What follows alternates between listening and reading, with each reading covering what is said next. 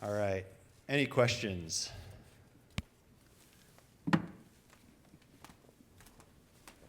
Letting us off easy, I guess.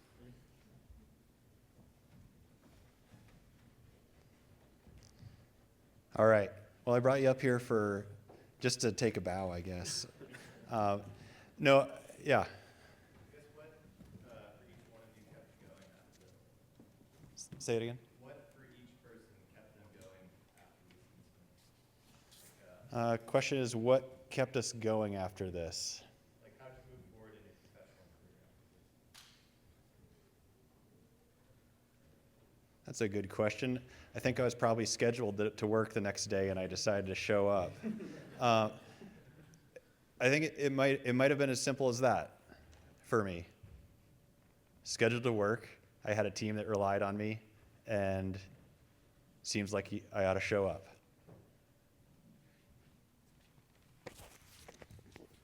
Yeah, I guess the fear of isolation and not knowing what to do, taking a step back, it sort of felt at the time, shit happens and you just got to charge forward and don't give yourself that mental lax for all the nightmares to come in and for you to second guess what you do and why you do it. For me, there was no other option. I mean, there was in context, right? But it didn't seem like a viable one for me at that time.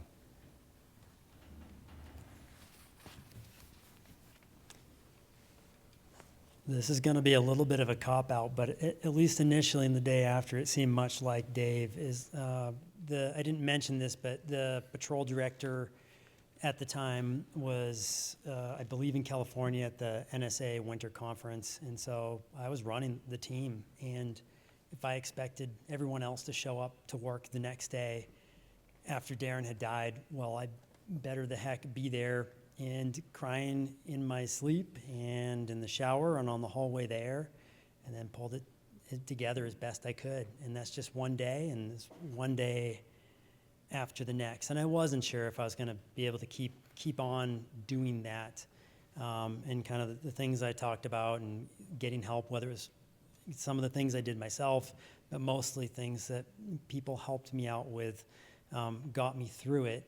And I love skiing, and I love ski patrolling. I love working in the mountains, and I love working with teams, and that kept me going. I actually didn't work the next day. I took that off.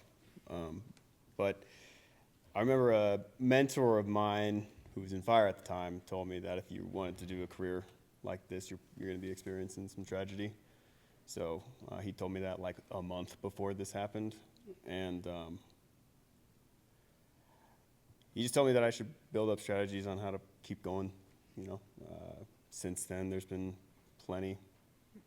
Pick your poison. There's been plenty of tragedies since then, and it's just kind of a reality of living in a mountain town and being a part of a community like this. It's going to be a reality. How did your superiors treat you or handle it, and would you do it differently? For me, Like people who are above you? I felt nothing but support from the patrol, from my direct supervisor that day, and then going forward. There was a whole, OSHA investigation afterwards, and that was lame. But it was, personality-wise, I got nothing but support from that team.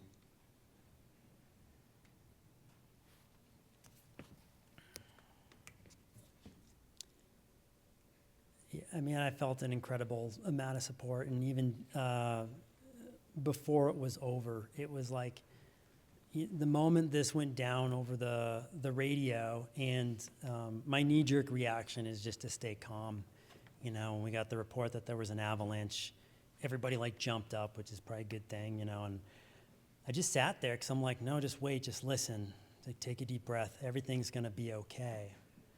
And then very quickly it became obvious it wasn't okay. And even in that moment where I was running the team and running the incident, not the accident site, but the incident, you know, I was on the phone with the general manager, with my immediate boss who was in California, with the mountain manager, you know, I can't even remember. I don't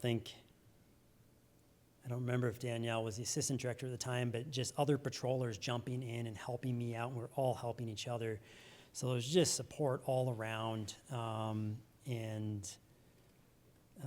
that, you know, I don't know that I would want to change any of that, and that's all built in. You know, if we get into the nitpicky, like small things, it's just like having that connection to, you know, or a local wellness organization that can come in and get like resources that can help patrollers that are really struggling. I think that was like the bit for sure that was missing. And I'm saying that like not being critical of the folks that were there. I mean, I'm just as much at fault for not having those systems in place, but trying to make that more robust. Yeah, I would say my advisor at the time, Jordy Hendricks, was extremely supportive of everything that had happened, as well as the Yellowstone Club was extremely supportive in a time where they could have not been as understanding and supportive of what happened.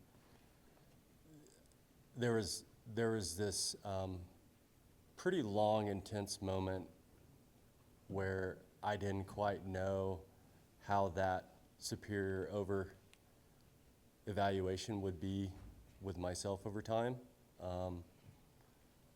Definitely there was a heavy weight of burden on myself, considering it was sort of my drive to get us out there. It was the research we were looking at. I was the guide for the group. So there was definitely an extended period of pretty big guilt on my internally for me, but the support through both the patrol as well as the university was completely unwavering, and I ended up having a good professional relationship in the years after, and continued doing research out there, and felt welcome even amongst an event like this.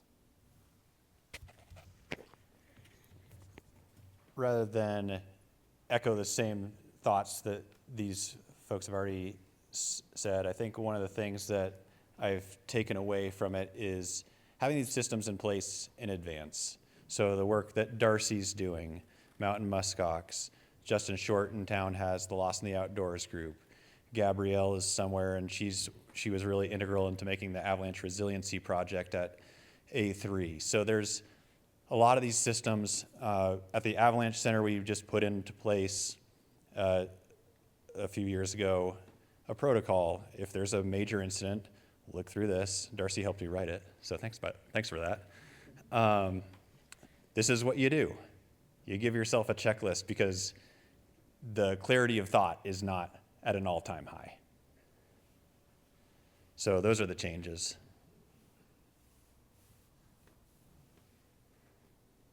And do a last question if we have one. Otherwise, we're going to take a break, and we're going to come back with some positive moves forward from some of these sad things that we've talked about.